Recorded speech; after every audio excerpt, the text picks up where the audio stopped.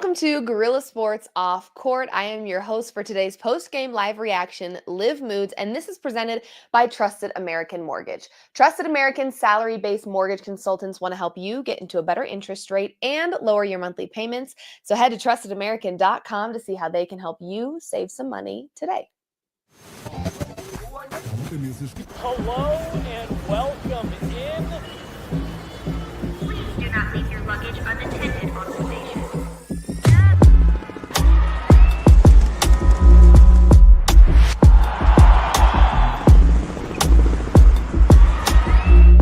Welcome to the show. Welcome in, everybody, to another Gorilla Sports Off Court, a post-game live reaction show following the Denver Nuggets on the road taking on the Boston Celtics. How this game started made me think it was going to be a blowout. At one point, I think the biggest lead that they took was 20 points, maybe even a little bit more. I can actually get that for you now. Biggest lead, 20 points. Yes, 20 points. At one point, this Celtics team was up on the Denver Nuggets, and I was truly feeling like this was just going to be a disaster from start to finish. Now, what we did see, which is pretty typical for this Denver Nuggets team, is a very, very slow start where they do get blown out by 20 points. And then you're not sure what the second half brings. And then you get that Jamal Murray who gets that look in his eyes and you're like, oh no, okay, there's still some hope after all. This might be a game that the Nuggets can stay alive in. And they did that. What's crazy is, as close as this game was between two championship teams, right? I know that the teams look a little bit different, but for the most part, the same. What's crazy about this is there's a lot you can walk away from this loss and still be excited about. But the frustrations to me right now outweigh the positives because this was a very winnable game, in my opinion. There's a few things we're going to talk about today, and the frustrations are as followed. Offensive rebounding, Michael Porter Jr., Russell Westbrook, Coach Malone. Okay, that's kind of where my frustrations are for the most part. And of course, if we broke down this game on a deeper level and spent 2 to 3 hours talking about this game, I would have more frustrations, I'm sure. As you guys know, I can be very hard to please, but I'm mostly critical the way that I am because I want this team to win. I want to start with one of the positives of this game, which was it ended up being Jamal Murray, actually. Jamal Murray, by the end of this game, was a 26-point performance, 6 rebounds, 7 assists, 1 steal, 3 turnovers, which I hate to say is pretty typical for him. But Jamal Murray ended up having a great game, really came alive in the second half. And you're probably sitting there going, Liv, just stop there. You know, it's like when you say I'm sorry to someone and then you follow it by a but. I'm going to give Jamal Murray his flowers, but I'm also going to start by saying, in the most simple way possible, his first half was inexcusable. I'm not sure if Jamal Murray hasn't figured out yet how valuable he is to this team, and that when he plays aggressive, this Denver Nuggets team is elevated significantly in just that alone. The aggression that Jamal Murray plays with when he's on this Denver Nuggets team is in a very, very good spot to win basketball games. In the first half, he had 4 points. He was 1 of 4 from the field, a 25% field goal percentage. And he was 0 of 2 from the three-point line. Again, inexcusable to have your max contract player, Jamal Murray, who is so, so valuable and important to the success of this Nuggets team, playing that poorly in the first half. Because they did, at one point, have a deficit of 20 points and then had to fight back, crawl back like they do in their typical Denver Nuggets fashion in that third quarter to make it a solid game and to keep themselves alive in this matchup. So despite Jamal Murray ending in such a great way, we really, really have to see more from him early. And unfortunately, the pressure that is applied to Jamal Murray is because he's good and he has a very contagious energy about him. So I don't think we're in a position anymore where we can be saying, well, if you're going to be hard on him, you got to be hard on him and you have to do this. At this point, Jamal Murray and MPJ are on completely different planets, different stratospheres in terms of their importance to this team. Now, the important factor about MPJ playing as poorly as he's playing right now is that we could have made a trade and we didn't. And that was the guy that we were talking about making a trade with. We decided to keep him. And since then, we haven't seen consistent performances from him. He's playing very, very timid, insecure, soft-looking basketball. Okay. And it's very, very frustrating to watch. It's very, very frustrating to watch. So Yeah, I hold Jamal Murray probably to a higher standard than I hold MPJ, but I think I have a right to do that because I can see any person watching Denver Nuggets basketball can see how much of an impact Jamal Murray has on the game.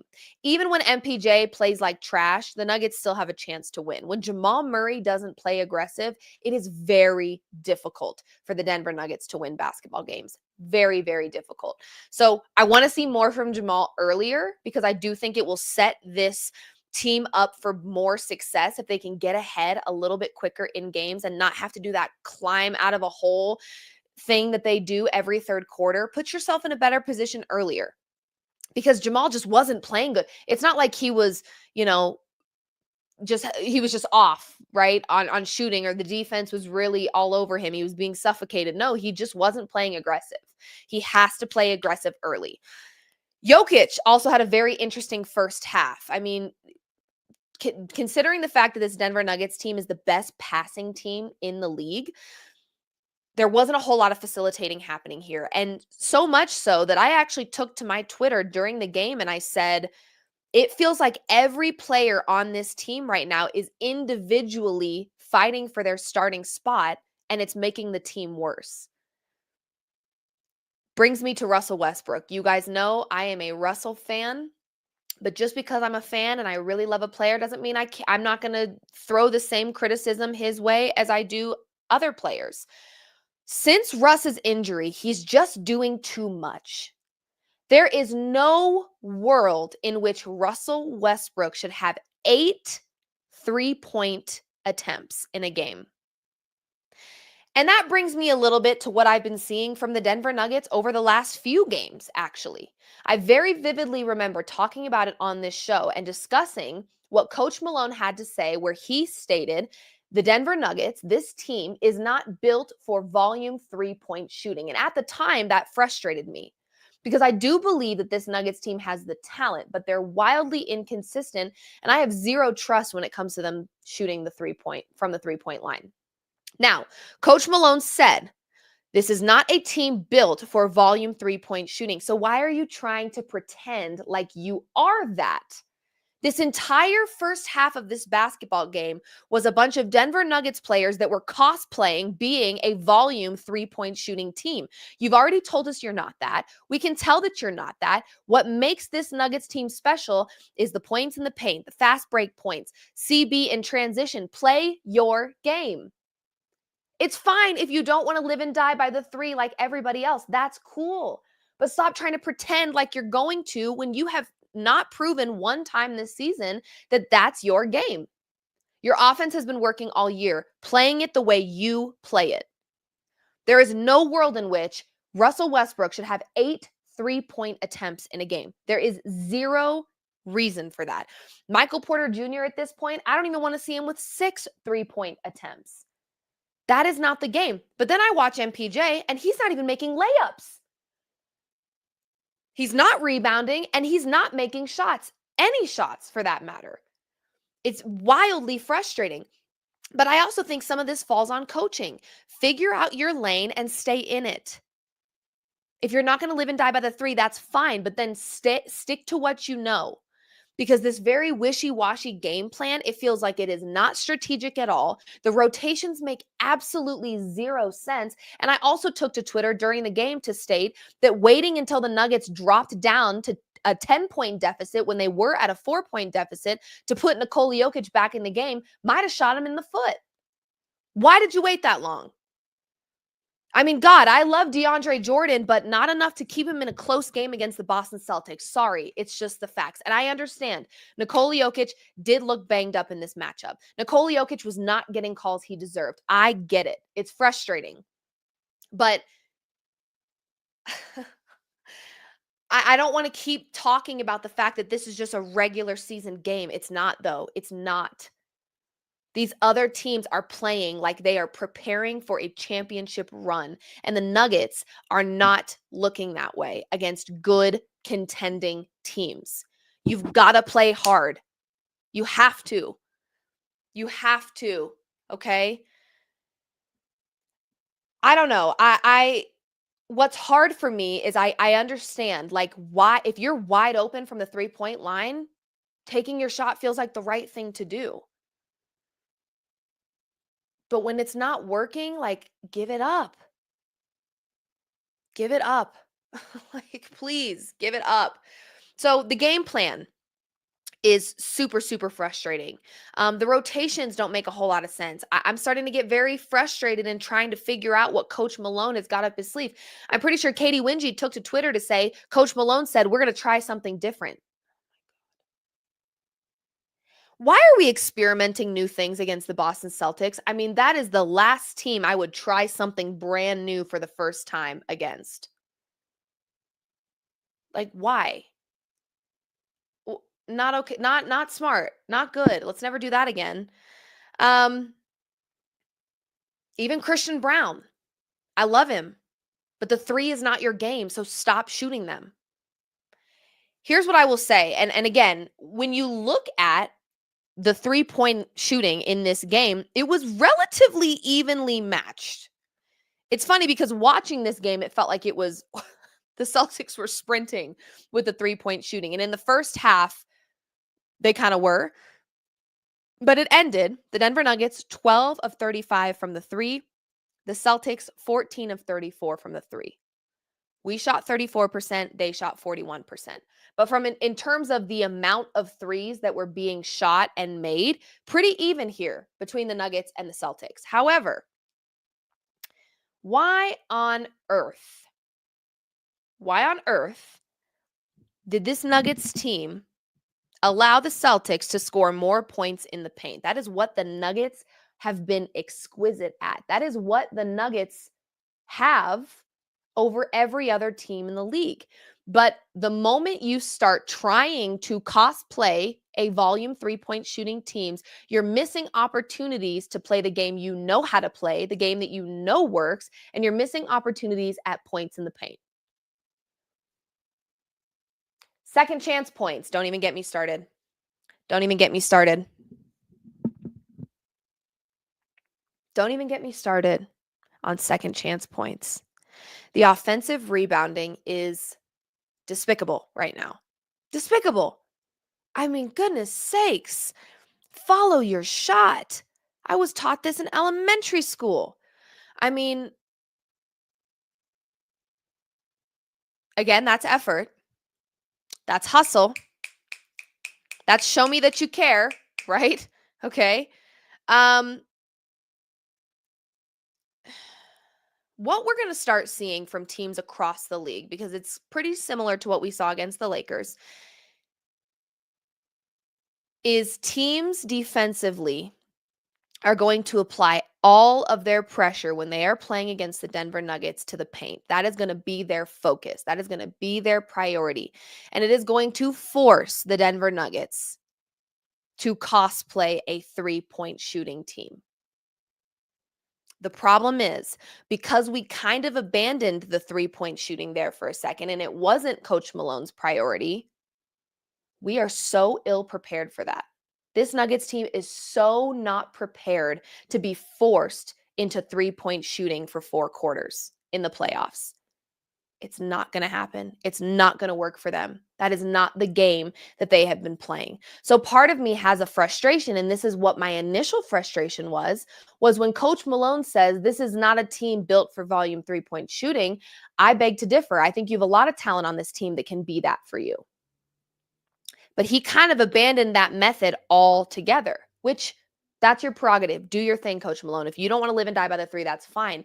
But I do think that is going to become a problem for this Denver Nuggets team because I don't trust their 3-point shooting at all right now. Do they have really high highs? Yes, but then they have really low lows as well. I don't trust their 3-point shooting, and teams are going to defensively force the Denver Nuggets to shoot from the 3-point line. And they don't have an answer for that. They're not capable of doing that on a consistent basis. They're just not. So Michael Porter Jr. right now is exceptionally disappointing. Russell Westbrook today was a little disappointing. I think he's doing too much right now. Like I said, it feels like every player on this Nuggets roster is fighting for a starting spot. Because they're doing that, they're kind of playing selfish basketball a little bit, and it's hurting the team as a whole.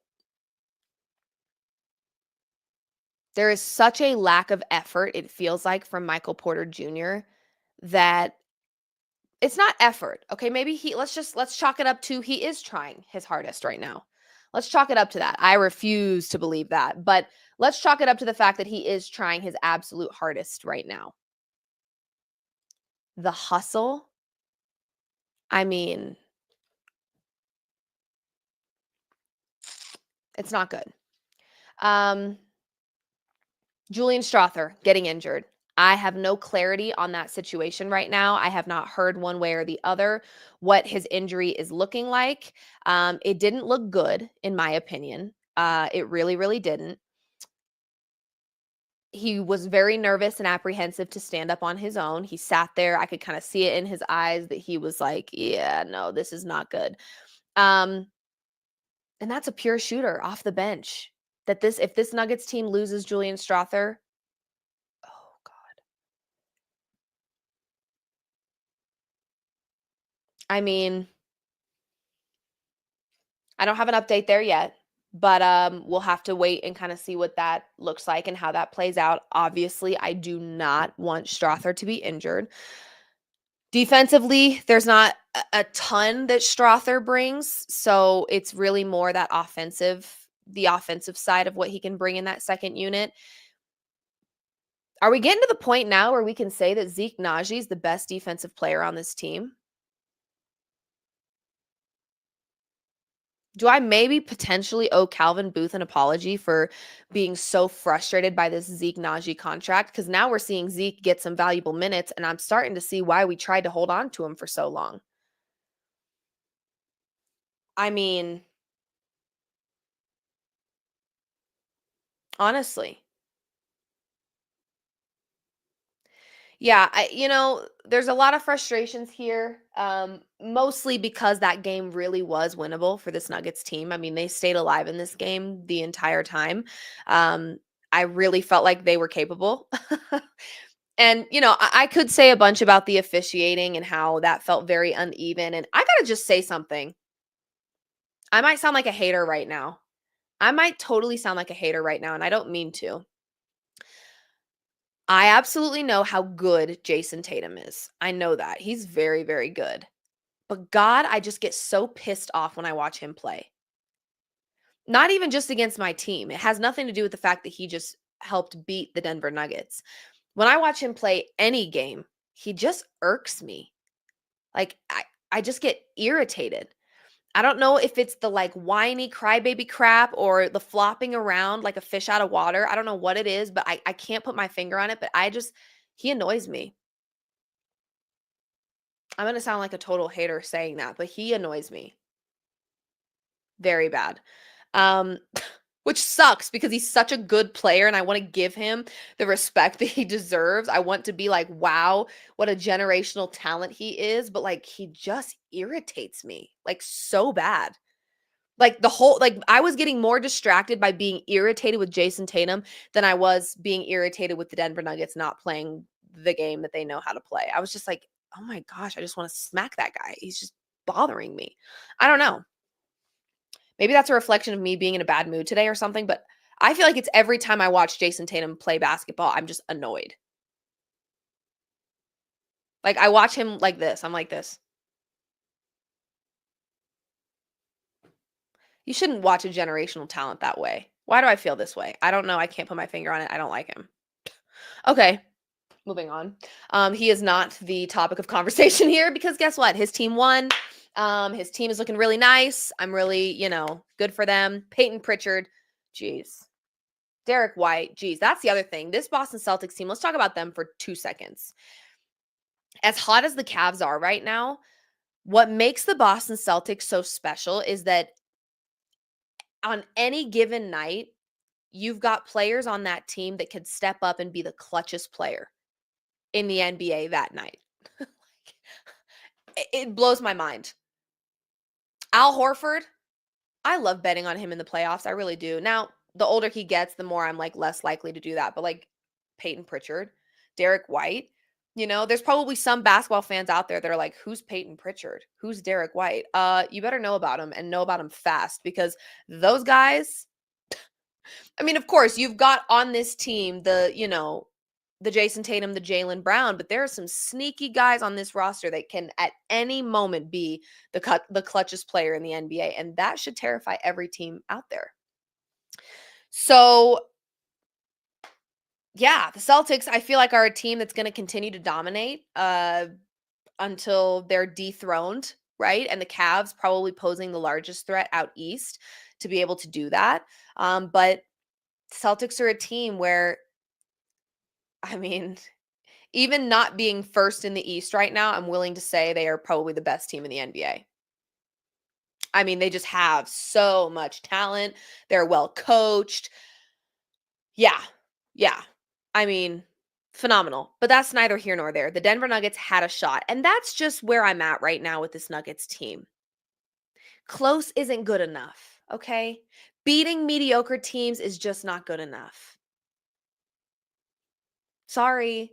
I expect more out of this team. I expect more out of a roster that has Aaron Gordon, Michael Porter Jr., Jamal Murray, Nikola Jokic, Christian Brown, who's playing exceptional. Like, I refuse to believe that this is the position that they're in. Now, you could argue the lack of depth is part of the problem here, for sure, and I totally understand that. But I'm not going to just go pointing my finger at the bench, because our starters, there are quite a few starters on this team that are not doing their job.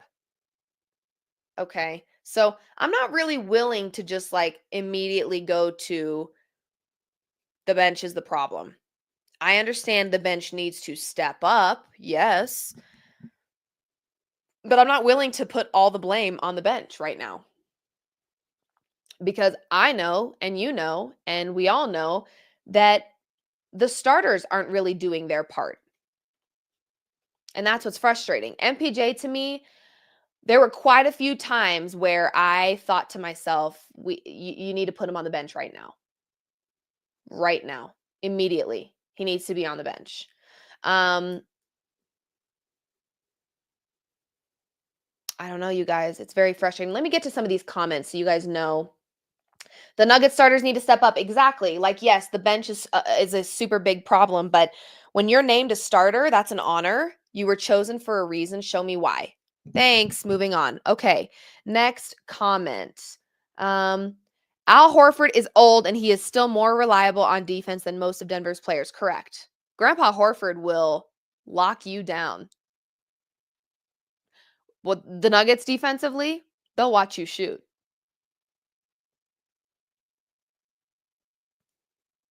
I can't.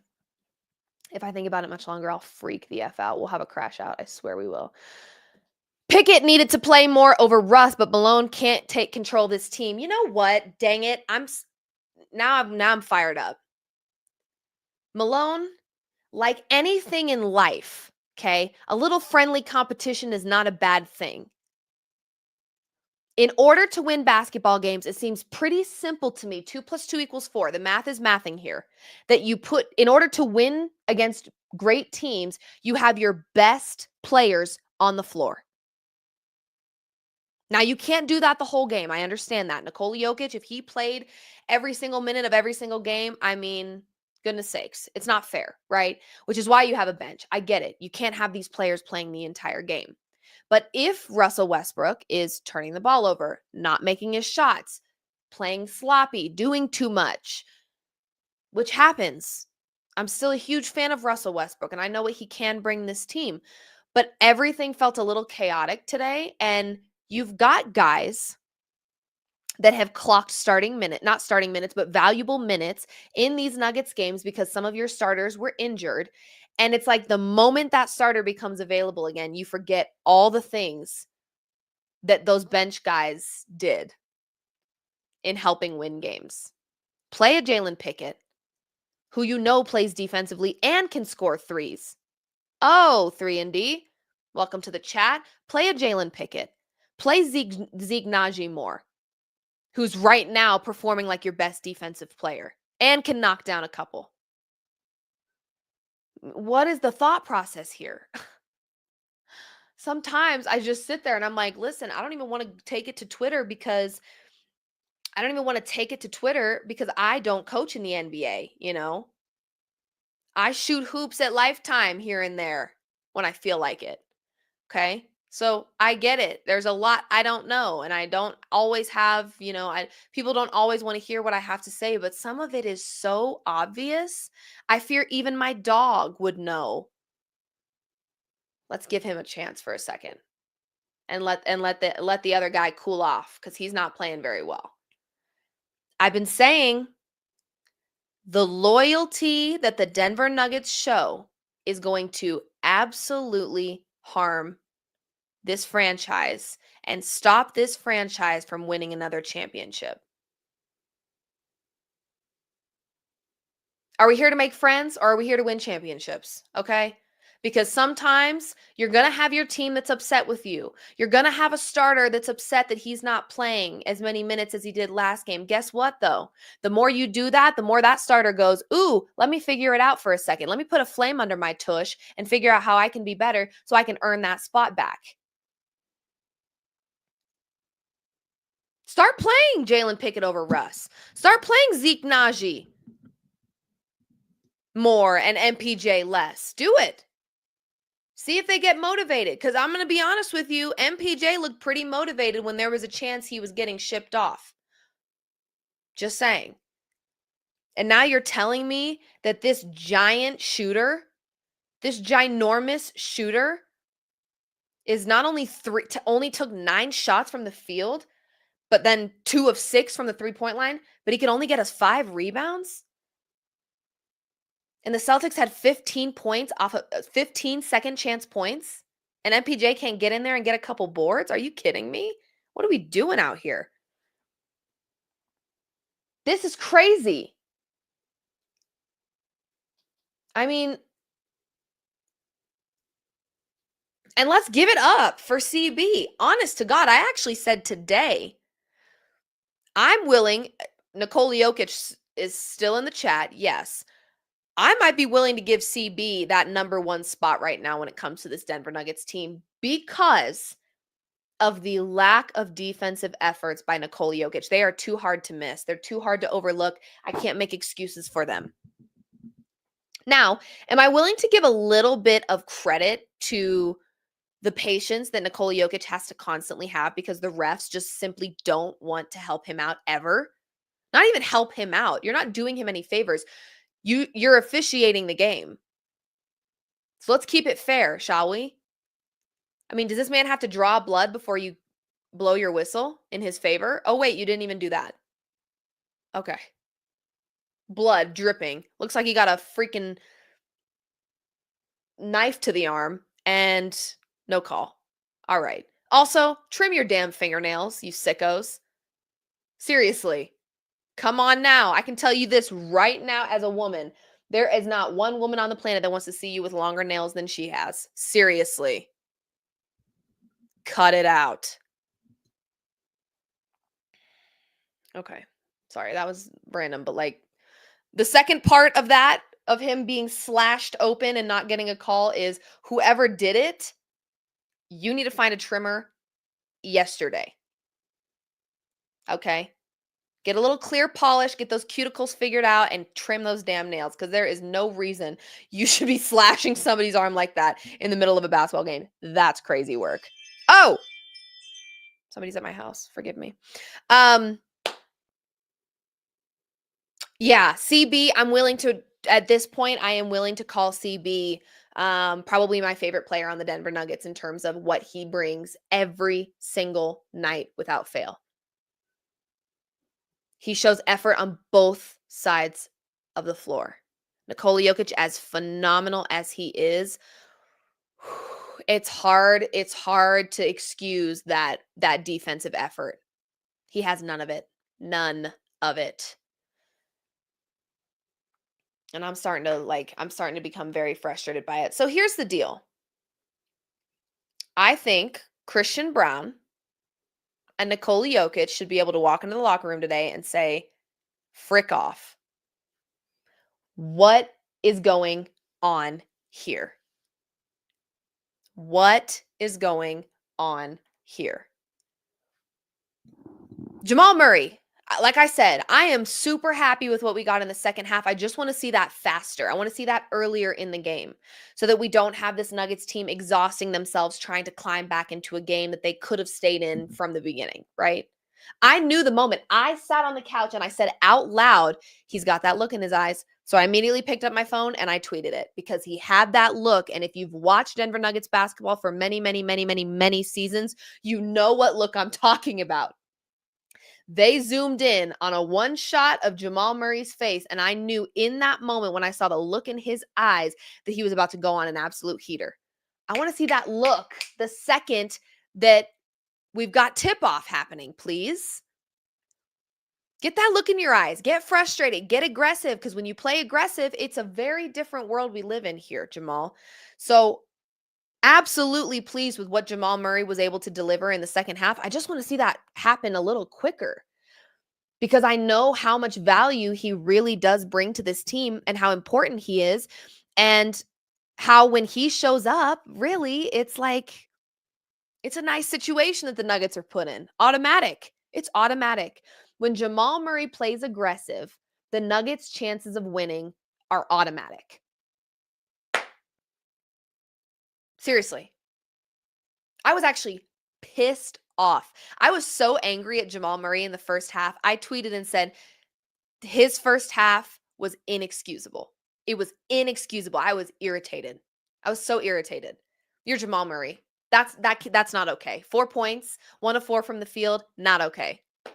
Honest to goodness. Not cool. Okay? I was very upset. And then they show him in the third quarter with that look. And I was like, oh. Okay. And you know what second half showed me? I mean, this is just why I get so frustrated, you guys. Seriously. What the second half showed me is the Denver Nuggets are capable of playing good basketball.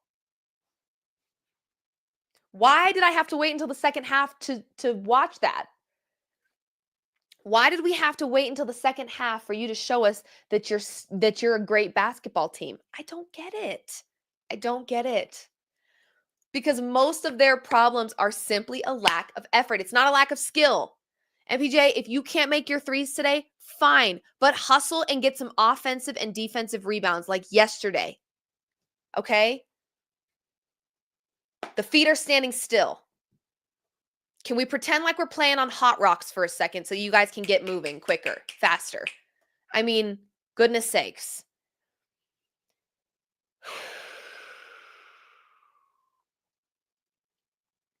I mean, in my opinion, MPJ was playing really well when there was a chance he was going to be traded.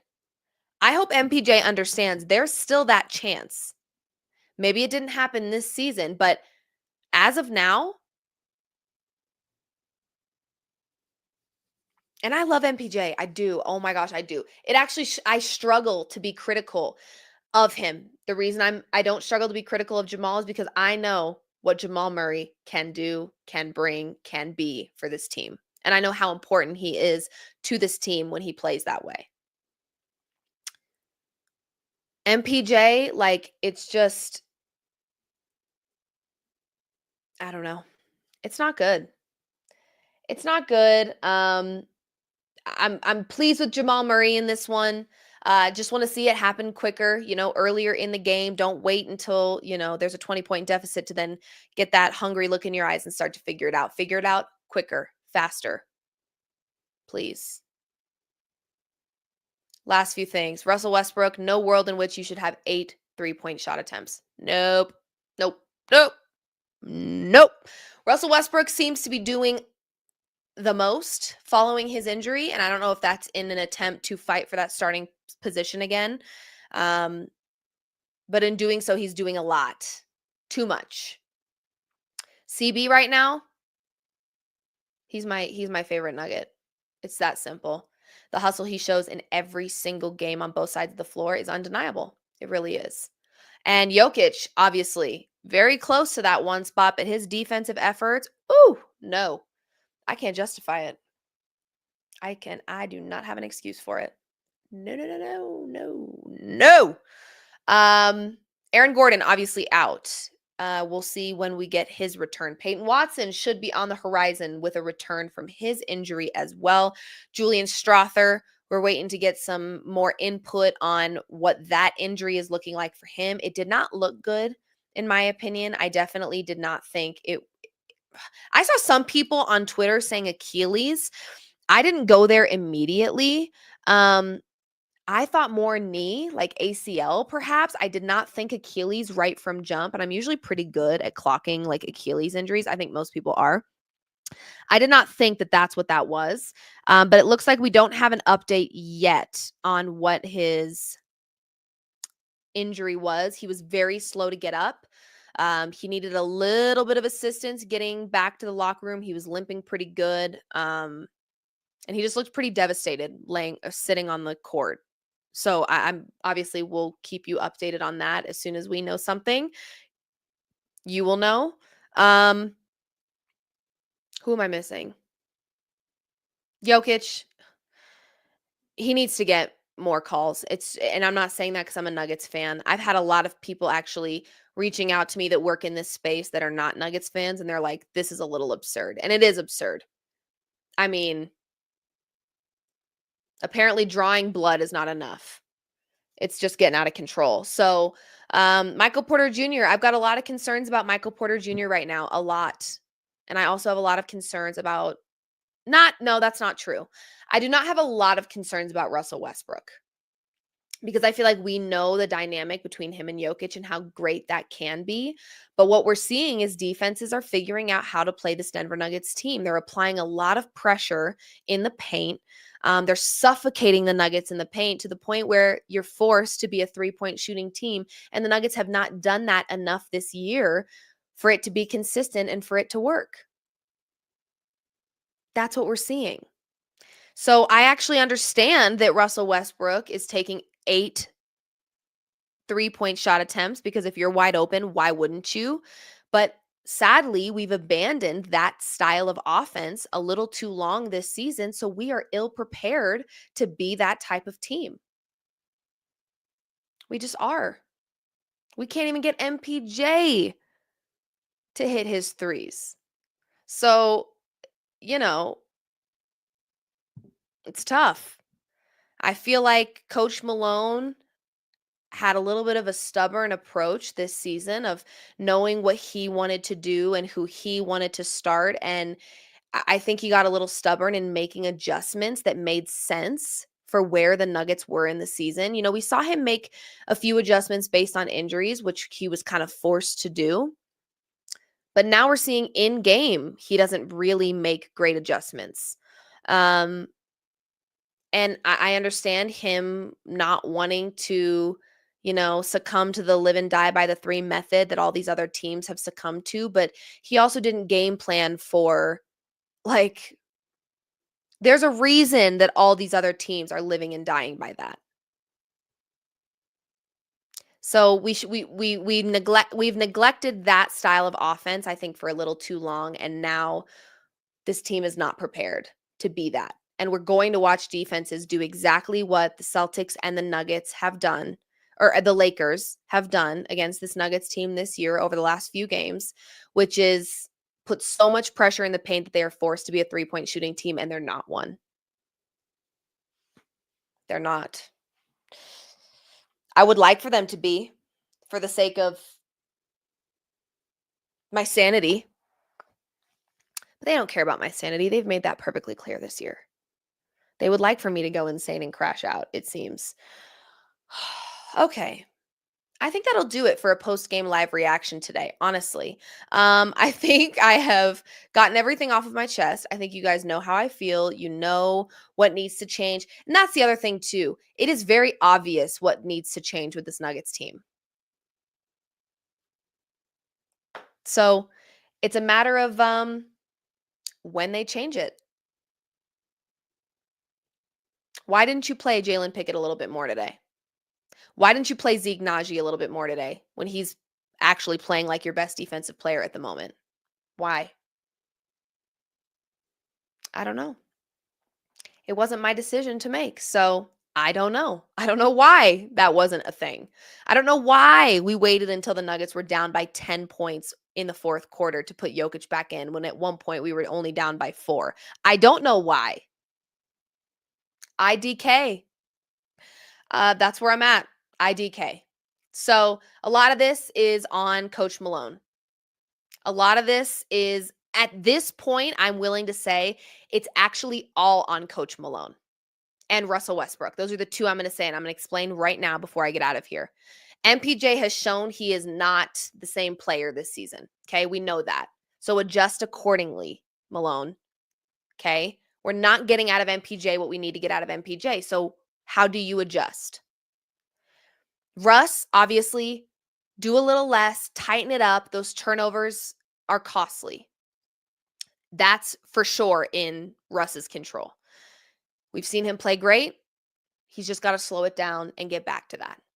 So, Coach Malone and Russ are two things right now that are controllable.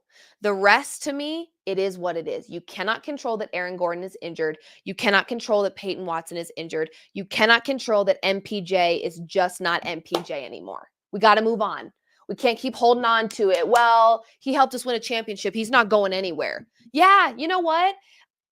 By the year 2030, if we're still talking about a 2023 championship, I'm going to be really pissed off because I'd like another one. Is that so crazy to think that your fan base and your city wants another one? That 2023 just wasn't enough? We'd like to do it again? Sorry, I thought that was pretty normal when you love a sports team, that you want to see them do it again and again and again. Quit holding on to 2023, Malone. It's going to be a problem for you. You've seen what Zeke Naji can do when he steps in. You've seen what Jalen Pickett can do when he steps in. Why not utilize that? I don't know. So Russ, I think there's things that Russ personally can do to tighten things up a little bit because we know the impact he has when he's on. So that, I think, is a controllable. The other one is Coach Malone. The rest is completely out of our control.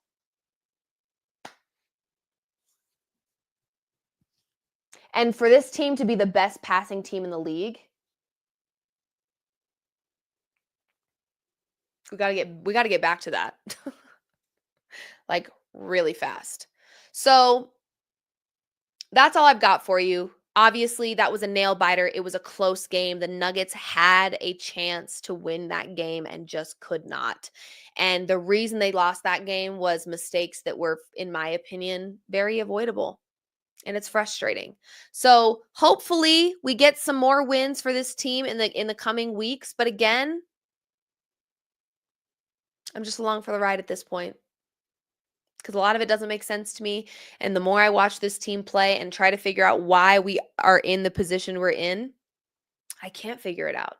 What's crazy too is this team is still second in the West, with the Lakers really, climbing up and the Grizzlies just behind them. This team's still second in the West. Maybe not now. Now it might be the Grizzlies. Or the Lakers, I mean. But they're still up there in the Western Conference.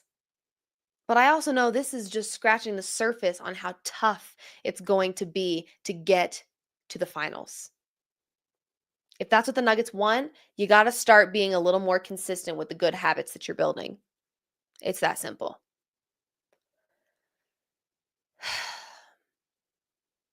Yeah, I think right now we've got a whole lot of Denver Nuggets players fighting for a starting spot when they all know very well there's only 5 of those. And so they're all playing this selfish basketball. They want to be, the stat hero. They want to be the guy. And it's just like, that's all fun and games. But in doing that, you're making the team as a whole much, much worse. So we got to cut that out. Okay, that's all from me. This has been another post-game live reaction following the Denver Nuggets losing by 7 points on the road against the Boston Celtics. For a second there, I thought we had it. They were down at 1 point by 20, so they climbed their way back, but close is just not good enough anymore, okay? We need to see dubs against good teams, contending teams, and that's where the Nuggets are struggling the most right now. So I appreciate all of you. I see you guys in the comments. Kay, here is... BM, Alex Smith, High Wisdom, JM, Richard, T, Kizzo, did I say High Wisdom, Mr. Exquisite, Polis, Marcel, Nashawn Holmes, I'm trying to, Anthony Beck, I'm saying hi to everybody, Dijon, or Dehan, or I don't know, you guys, I'm so bad at names sometimes, David, I think that's all for now. Appreciate you guys. Oh, Jason, Nathaniel, we got a lot of people in here. I appreciate you guys so much for being here, for tuning in, for being in the chat and giving me your thoughts and your feedback. We have a game Wednesday, I believe, against the Kings, perhaps. And I think the Nuggets are back at home, perhaps, for that game. We should have you covered on content, of course. I'm not sure if that'll be a post-game live reaction show or if it will be something else.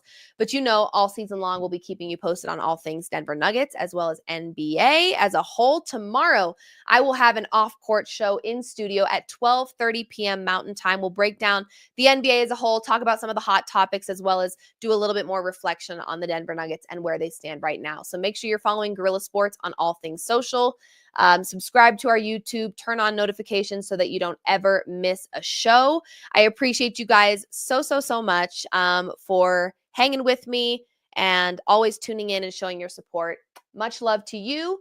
And this is presented by Trusted American Mortgage. They are trying to help you save some money by getting you a better interest rate or lowering your monthly payment, or both. So shout out to our friends at Trusted American. If you want to see what they're all about, head to trustedamerican.com to see how they can help you save some money.